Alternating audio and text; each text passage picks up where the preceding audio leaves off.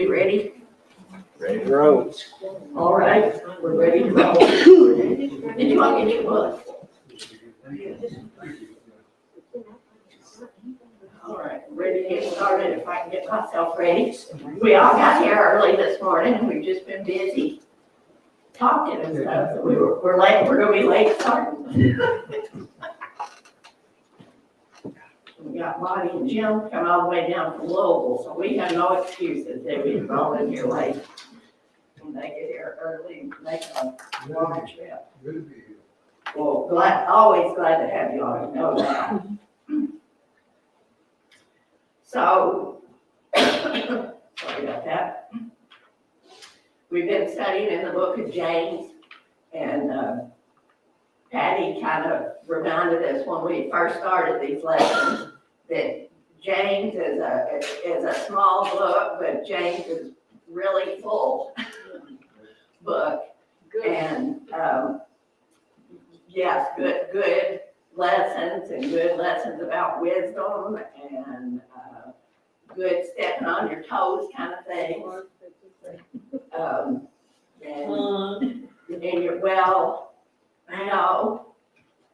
When you almost should know what's coming up on the next lesson because your teacher has not done so well and she's had to apologize to several people. Your tongue does get you in trouble, and sometimes Facebook is not my friend, nor do I think it's really anybody's friend. And I've just seen some stuff that lately that's made me very angry at the people that, don't put this stuff and quit, behaving this way. But then it kind of went back and checked me too. I need to. It's hard to do, ain't it? Yeah. That's one of these lessons, I say, I know I need it. Yeah. And they really do. If you take them to heart and you study and you listen, you do need them. Like Patty calls it, it's like no matter how long you've been a Christian or what, you still have to, as Paul said, it's a daily thing. You're not just all of a sudden you come to the altar one day and you're perfect and you never slip and do anything. You have to work hard every day to continue because stuff happens that just, and it seems like that just is, well, and as Patty said too, just comes after you. And like I say, it seems like some things really come after you. You're going to teach this lesson about the tongue, and what has your tongue done? So I work with a guy at Enterprise, and sometimes you have to tell specific.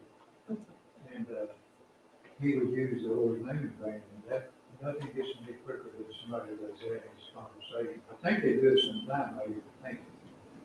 I got to the point where I just look at it and I say, see it. They quit. It's just a matter of conversation to some people, and if you notice TV programs, oh my goodness, you can't, that, I guess that's why I watch Gunsmoke most of the time, because they don't cuss,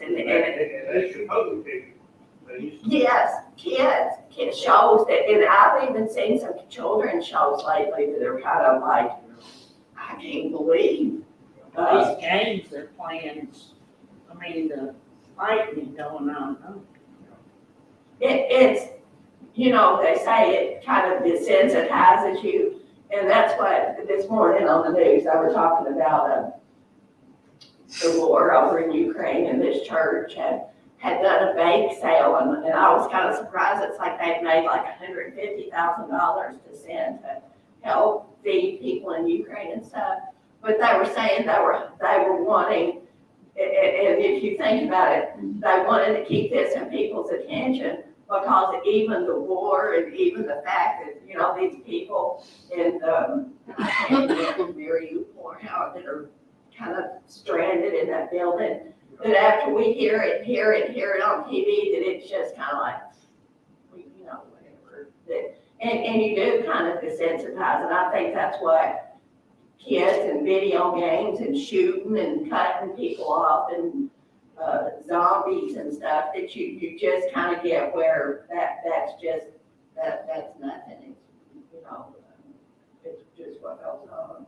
So the So, kids take it to heart, yes, and they think that's cool, I'm gonna do that. I mean, it's just, yeah, there's, we talked about even, in stores and how they interact, that the human aspect of our life is being taken away. And, do y'all ever think when we look back at older movies, say movies 20 years ago, of things that they had, like the robotics and the stuff that was futuristic in the movies? A lot of times it really happens, and you think, did they have just a little eye in on things that were being developed and do that? But a lot of the futuristic movies, people don't have a lot of interaction anymore. It is a robotic kind of world, and that they do, and people just, they put these head things on, and that's the way they have interaction, and that's just not the way we were built to be, and that's a scary thing if you think about it. And, they were talking about turning more things and more war things over to robotics, and that they have no heart, soul, or conscience to make decisions on what to do. So, we're headed in an unknown, scary direction. Rhonda, that's the truth. Our neighbor, we live in a different generation. And our neighbor was talking to her children and grandsons about she's gonna have to move out of her house, which is gonna be a good thing to get with somebody, one was telling me on the way down this morning, the daughter told her that they come from a different generation and they don't take care of their parents. That's kind of scary, that generation. Yeah, I mean, it's true that you don't do that, or you don't even think that's or even, you don't even talk to your parents. A lot of people, it's like they don't even have any contact anymore after they do. I'm gonna move to Florida real quick before my daughter realizes she's in that generation. So our lesson this morning is speaking with wisdom, and it comes from James chapter 3, 1 through 18. And our golden text says, out of the same mouth proceedeth blessing and cursing. My brethren, these things ought not to be so. Our lesson aim, I'm going to read that, says, you all have that in your book, says lesson aim. Okay, I didn't think you did, so I sometimes. Says a man's conversation is the real test of his character, and a man that bridleth not his tongue, but deceiveth his own heart, this man's religion is vain. An unbridled tongue is a sure sign of an unsanctified, undisciplined, and perhaps unsaved soul. And if you think of people with unbridled tongues, it's usually not a good interaction that you have afterwards. Now I wanted to read a little bit out of the introduction to it. It says, the tongue determines character. It leads and guides and directs a man into good or bad ways. If a man offends not in word, he will offend in no way. If he gets the mastery of that unruly member, you may depend on his being able to control all the rest of his powers. If when one is angry, he will refrain from uttering a word, he will soon get the mastery of his temper.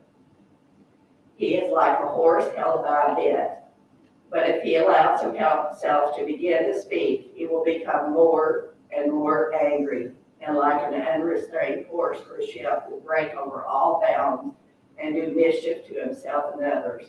The whirlwind of the tongue is but the outburst of the tumult of the soul. I thought that was a real good introduction. I've ridden horses pretty much all my life, and and I guess I had to think, because I always had these crazy horses that wanted to run away. So I can really a tongue is like that. A tongue, when it gets running, it's better to hold that thing still, because even if you let it go a bit, it's hard to stop it. And that's like a horse, if you keep him completely still, but if you let him get in a little bit of movement, he's hard to stop. Once you do that, and it's so with our tongue, once we get going. And there's one thing, because I'll forget to read it, I want to do this teacher's thing. It says, the rudder of speech, rightly directed, will help us to continue straight on our heavenward course, despite the fierce gusts and gales of external temptation. And I thought that was a good thought. But, well, I think this morning we'll just read the parts or section as I have it divided out. Starting in James 3:1, it says, my brethren, be not many masters, knowing that we shall receive the greater condemnation. For in many things we offend all. If any man offend not in word, the same is a perfect man, and also able to bridle the whole body. Behold, we put bits in horses' mouth that they may obey us, and we turn about their whole body. Behold also the ships, which though they be so great and are driven of fierce winds, yet are they turned about by a very small helm, whithersoever the governor listeth. I was going to look up just the ratio between the ship's rudder and the actual size of the ship, but thinking, knowing in your mind, compared to the great big giant ship, what a small piece of equipment that is that can determine the whole. Even with our bodies in proportion, how small our tongue is. But once you let something out, you can't pull it back in. It's there. You can apologize, you can try to do better, but some people are good in accepting apologies and forgetting it and going on, and women aren't. No, I'm joking. Oh, you do. I did that because I usually pick on men, so I'll say it. But, some things that are said that are harmful, you truly can't take them back. It's the person has heard it, and you can backpedal and say, I'm sorry, Bonnie, and, they can either accept it or not. You might have to get picked on today, Kim, since you're not usually in here, because Eddie and Neil are getting a little tired. We usually pick on them during Sunday school class. To give them a break today. Yeah. But it says, my brethren, be not many masters, and it says that the word masters here can be translated as teachers. So, and that's why this lesson slapped me right in the face that, it's like, as a teacher, you need to be very careful because you're standing in front of people who are thinking, she's going to go up and teach Sunday morning, and guess what she was saying last week that I heard, or preachers, or when you go up and witness to somebody, and then they hear. I think I've told y'all before, one day I was coming to church and somebody was doing something crazy on the highway, and you just want to start blowing her more, and what are you doing?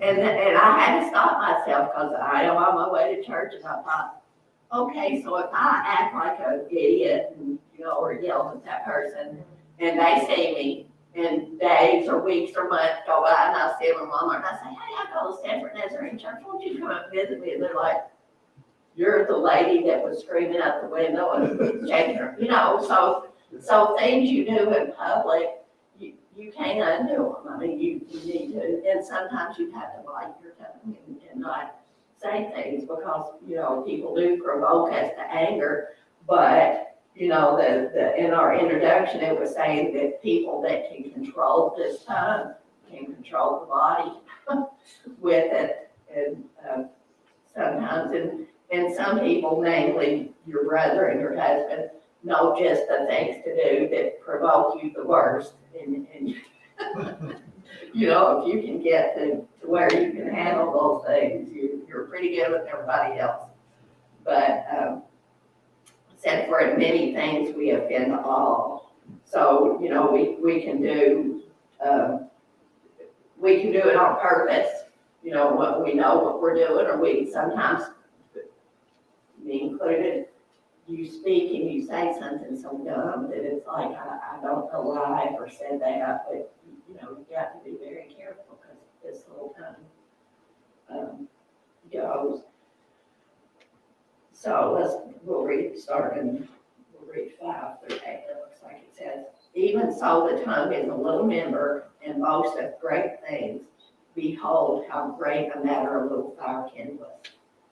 And the tongue is a fire, a world of iniquity. So is the tongue among our members, that it defileth the whole body and setteth on fire the course of nature, and is set on fire, and it is set on fire of hell. For every kind of beast and of birds and of serpents and of things in the sea is tamed and hath been tamed of mankind. But the tongue can no man tame. It is an unruly evil, full of deadly poison. So he's really ripped into the tongue in these verses. I mean, he's, and I'm a kind of a visual person, I have to imagine, and that's a good thing about reading, is you can, you see, but it's talking about the tongue is a little under, a little fire kindleth.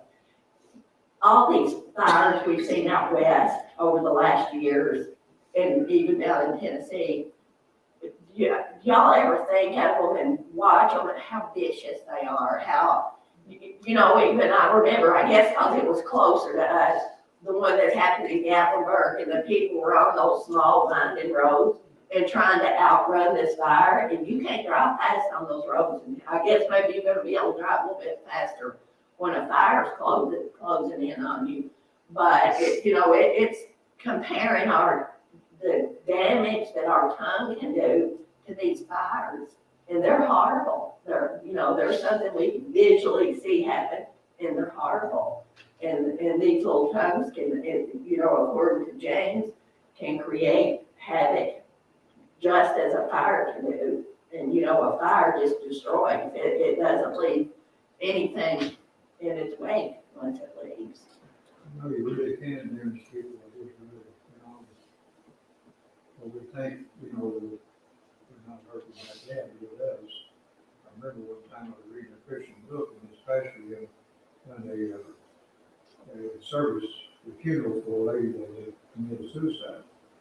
And he said the only thing that she had left in her diary was they said.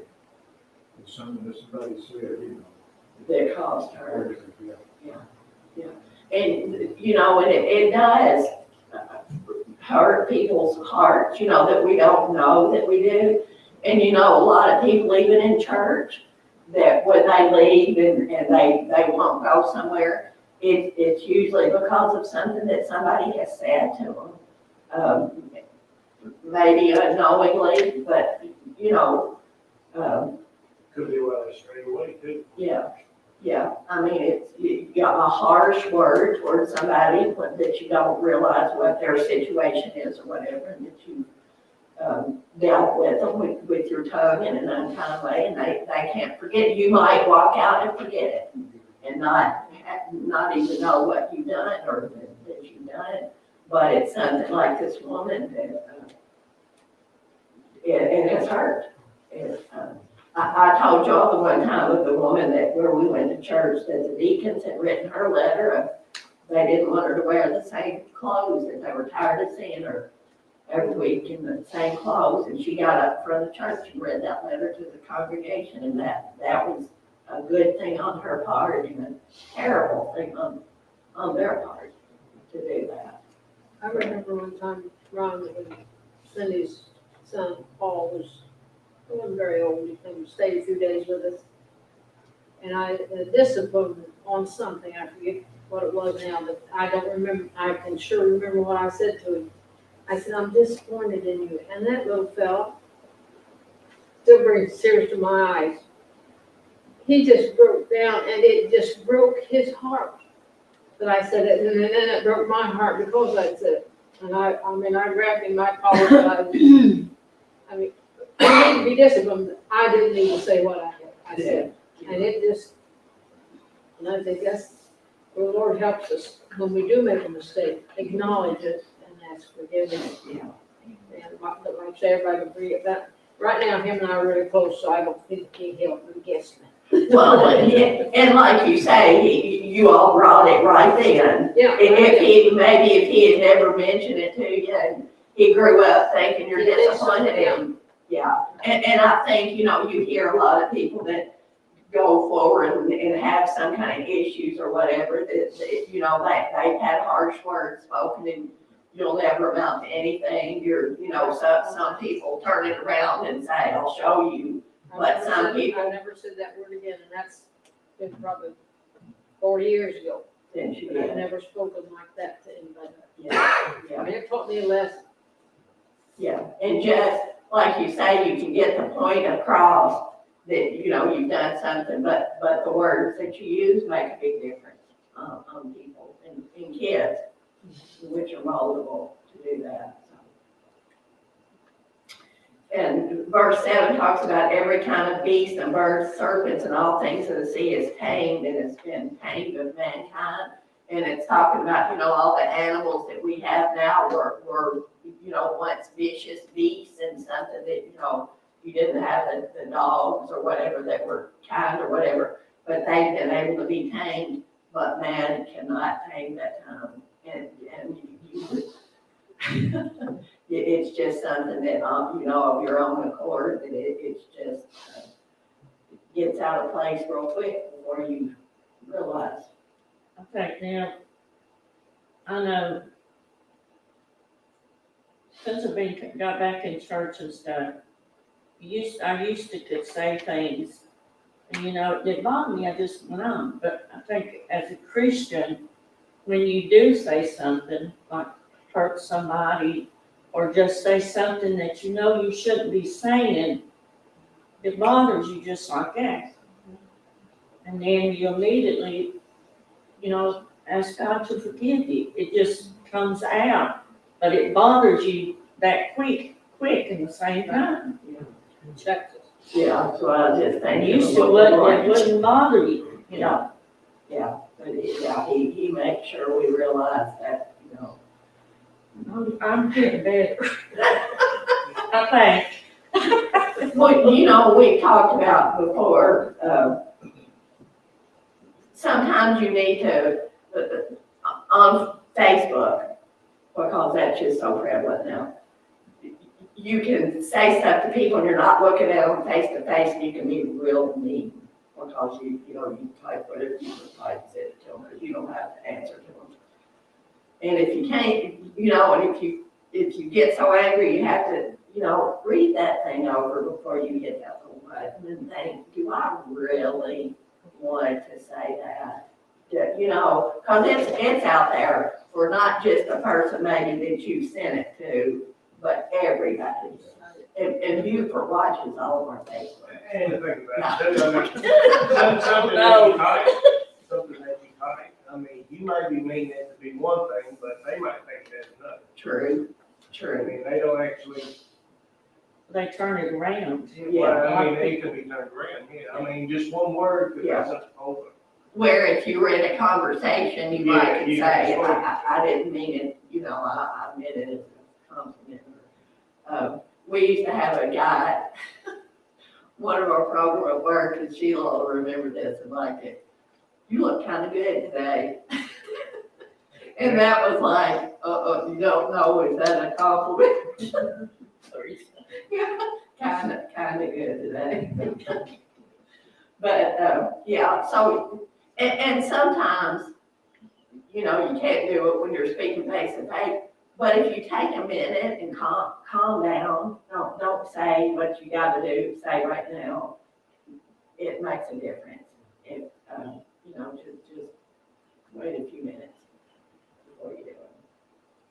And in verse 9, from 9 through 11, it says, Therewith bless we God, even the Father, and therewith curse we men, which are made I don't even know how to say this word. similitude of men. Out of the same mouth proceedeth blessing and cursing. My brethren, these things ought not to be so. Doth a fountain send forth the same place sweet water and bitter? Can a fig tree, my brethren, bear olive berries, either a vine, figs?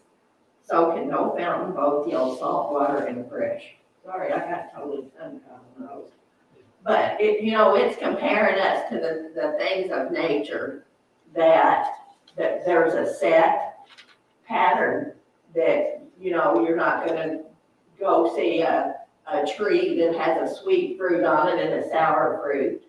And you're not gonna see a water fountain that you're gonna go and you're gonna say, oh, this is the most crystal clear spring I've ever, and then a few minutes later go in, it's like, unless somebody with a muddy shoe steps in it or something. But it's not gonna change, just what comes out of it is gonna be pure one way or the other, whether it be good or bad. But it's saying, in the things of nature that we don't spring good and bad. So I guess what it's saying to me by that is when we say these cruel things and we say these good things, that, it comes from a cruel heart. And that, when you're not saying, you're covering up this cruelness, that, you really, your character speaks out when you continue to do this, and you can act nice sometimes and kind of cover up. I don't know what y'all think of that. It's, you have to cover up one way or the other.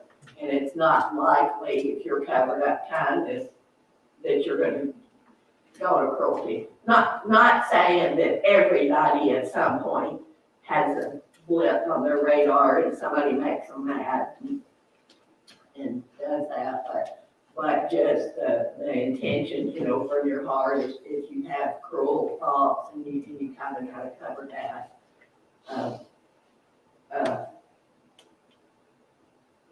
All right, Eddie. Yes, ma'am. We're not picking on you this morning. We got Jim. I already told him before he got there. It's his day. If we have to get after men, then. Hey, you know what? You're in bad company.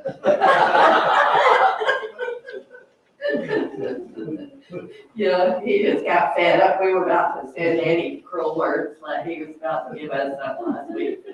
You get a bad reputation.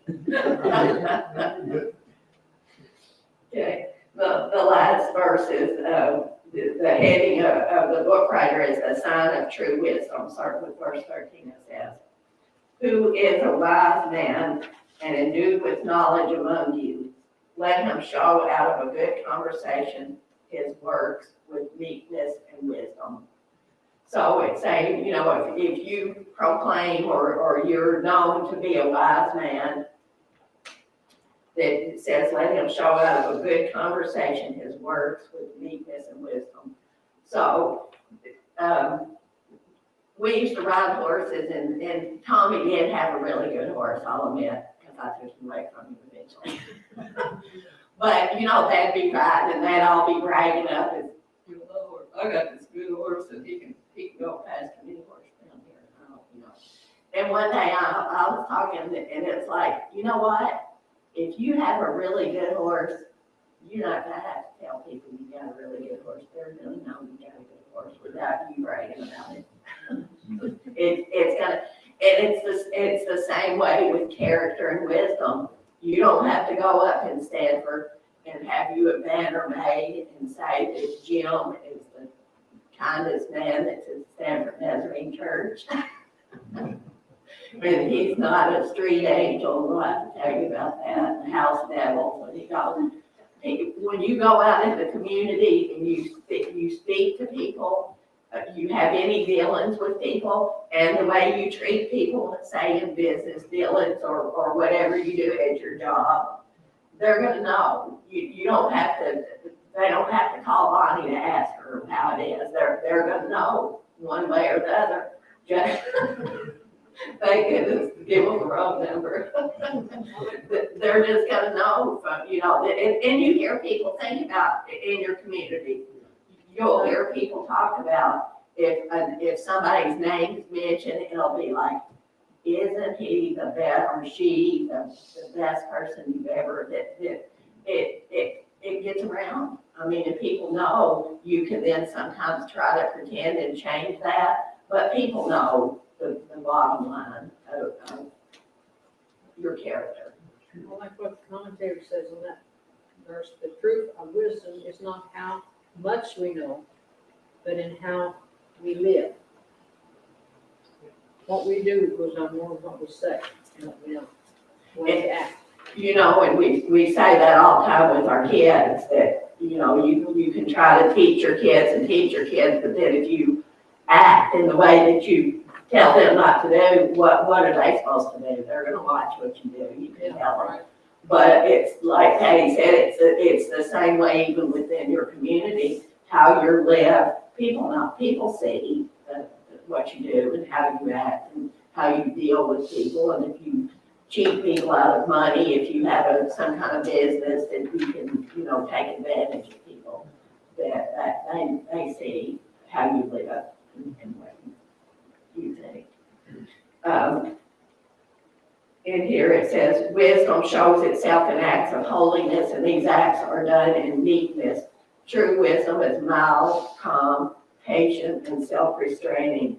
So all the things that escalate this tongue up, the lesson is talking about, those are just the opposite characteristics that we need to show meekness and not, I'm the smartest, wisest person, you know, that the wise person can be meek, and people are more likely to listen and take their advice because they're not, thinking they're all puffed up and no. It says Christ Jesus was not just because he was strong and brave. There was no fierceness, no fanaticism, no sourness about him. He is our perfect pattern. So, think about the way he did live on earth. He was able from a child to go into synagogues and teach so that people couldn't believe that he wasn't a trained, one of the rabbis at the time, that he was, but he did it in meekness. Everything he did was in meekness. When he healed people, he didn't go set up a big shop and start having a big business and having people, don't pay attention to him anymore, John the Baptist anymore, because I'm in town. He even made himself meek and mild enough that he was baptized by John the Baptist. He wasn't above that. And if you think, after I read this, think back of every dealing that he had, other than when he walked in his temple, and they had made it a house of sales and all the things that he really lashed out at them then, and even literally at then. But other than that, if we look back at all his life, everything that he did, with what he did it in meekness and mildness, even up to the point that he was being beat and tortured before he was crucified. He was being insulted, he was being spit on, and is there ever once any recording, because he could have made them all drop dead on the side. There was nothing that he couldn't have done to stop that. But through his meekness and mildness, he didn't do these things. I read the scriptures where it tells about when Jesus was sitting in the synagogue, he was watching people put the money in the treasury, and he was telling about rich people were putting in other abundance, and the lady was putting the 2 mites. She did it, that's all she did. And Jesus was always paying attention to someone that was, kind of showing the leader that someone else knew, and he always paid attention. So I think he was always, I just love him because it seemed like he was kind of like me, he's always down and out.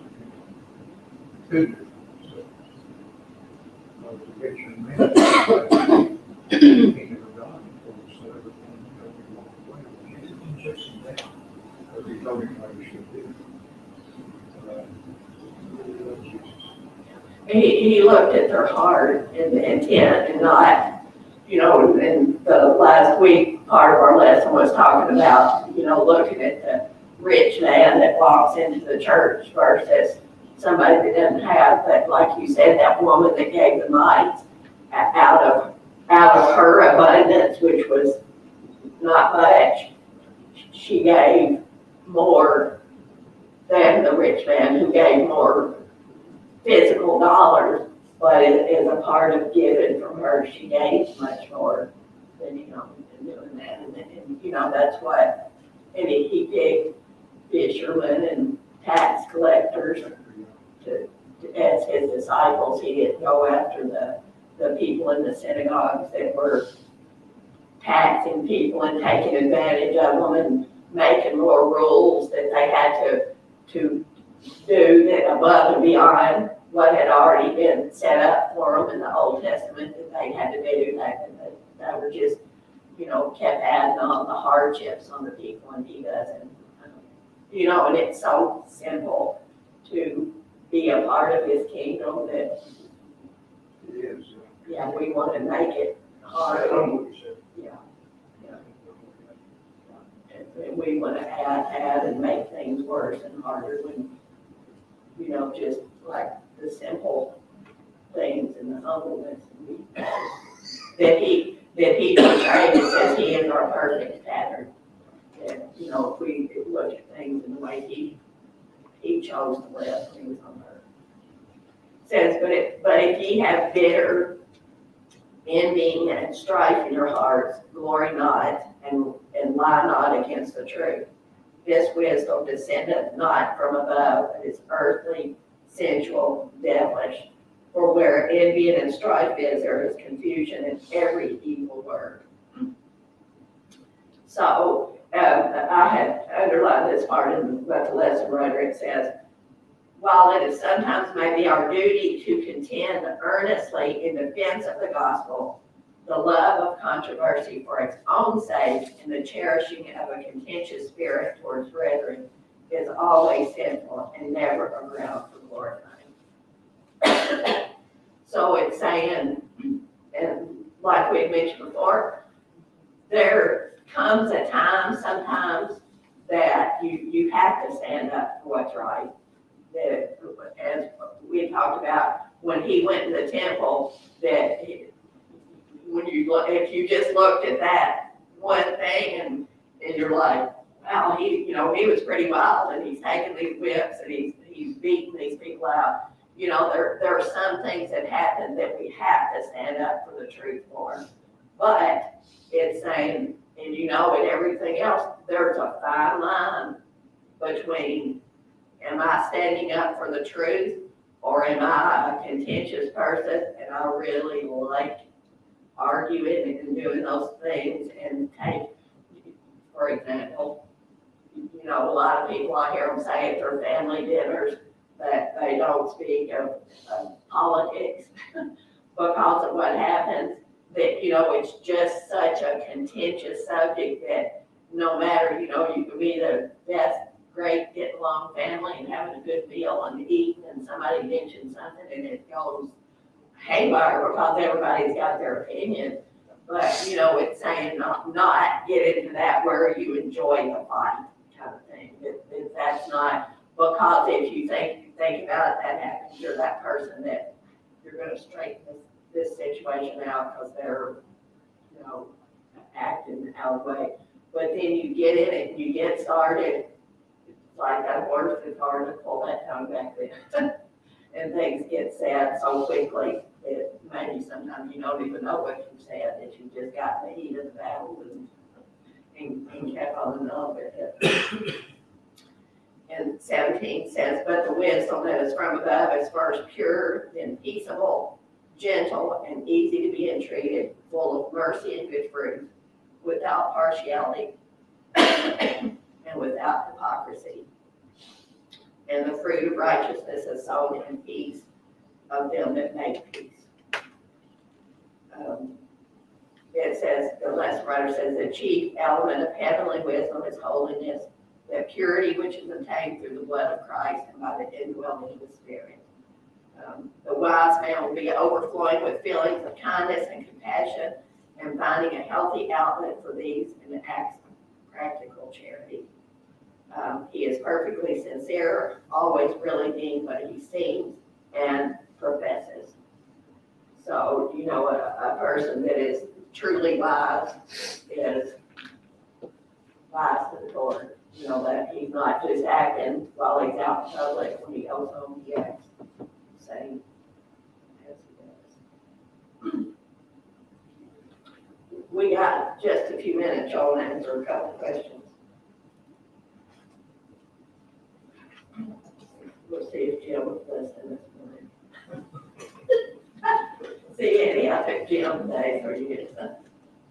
What's the world's most dangerous weapon and why? And why? Because you can, well, you can degrade somebody and run them down, do more damage. Or you can turn around and, drag on somebody. Kill them up too. The little tongue got two sides, huh? Yeah, for sure. What's the proof that one possesses spiritual wisdom? How do we live, what we say, and our acts. How we treat people. Make a mistake, say something, we're willing to go back, apologize. Yeah, Straighten it out. yeah, we haven't talked a lot about this, but yeah, other than what you said, be willing to go back and I messed up. I heard somebody say that one time, that a true Christian, you can tell a true Christian when they do wrong, they'll go back and apologize. And it takes a lot to do that. But to keep victory, that's what we gotta do.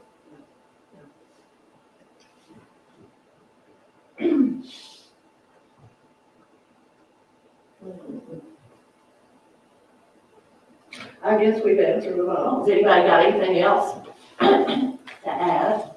But that was a good lesson that can't help but touch everybody. You know, some of them, some harder to see. I went through this and I think. Yeah.